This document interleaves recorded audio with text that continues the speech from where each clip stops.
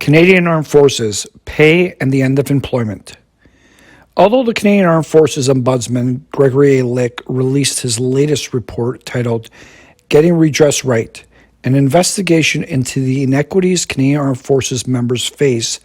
when they have limited or no grievance rights, and provided 7 core recommendations to improve the grievance process, which primarily centers around grievances pertaining to compensation, career management, and conduct. In our estimation, it still fails to address the principal issues attendant with military personnel pay,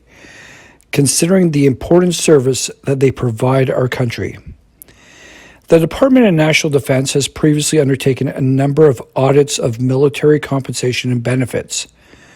with the last such report being published on December 2015, representing nearly a decade without a further audit of the compensation and benefits of Canadian Armed Forces members, and that decade-old 30-page report not being focused on matters that demand proper review and analysis, especially for regular forces members who are engaged full-time in the service of the country. Furthermore, in November 2019, the Department of National Defense had published an audit on civilian pay management in relation to the Canadian Armed Forces and the impact of the Phoenix pay system that had been instituted for federal government employees, which included members of the Canadian Armed Forces. Here, too, the report was extremely telling in its deficiencies, given its focus on overpayments and underpayments as a result of the technical issues associated with the Phoenix pay system.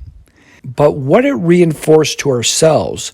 was the Canadian Armed Forces' reliance on the Phoenix pay system and the failure to investigate its true deficiencies, which are far more significant for members of the Canadian Armed Forces as they are for other federal government employees. Unfortunately, every one of these reports has been presented as an effort by the federal government to improve transparency and accountability in Canadian Armed Forces compensation. Yet in our personal estimation, they have only served to distract and misdirect Canadian Armed Forces members from investigating the true problems associated with their pay and benefits. These reports create the perception that the federal government is looking into matters impacting their compensation, engaging with independent experts to advance the interests of the Canadian Armed Forces members, when the more significant issues,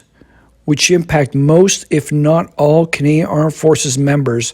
are not truly being touched upon. And how exactly is any member of the Canadian Armed Forces expected to understand what must be investigated in their personal pay and benefits if they are not highly trained in the intricacies of the law as they relate to employee payroll and statutory interpretation, such that they might deconstruct and properly analyze legally sophisticated computations and calculations? That is not the mandate of the Ombudsman, and as revealed by his latest report, Canadian Armed Forces members have been forced to pursue these matters through an inadequate grievance system and without the benefit of any expert support. In turn, Canadian Armed Forces members have, in our estimation, been the financial victim of a system that is heavily imbalanced. And even with the suggested improvements that have been presented by the Ombudsman, will only perpetuate their financial victimization in relation to their pay and benefits. Yes, it is a very harsh assessment of the dire financial predicament of Canadian Armed Forces members and what is being perpetuated with their pay and benefits. However, based on the federal government's own publicly available information, Canadian Armed Forces members need to make serious inquiries into their pay and benefits, especially when they're exiting the regular forces, as what has been earned and owed must follow the law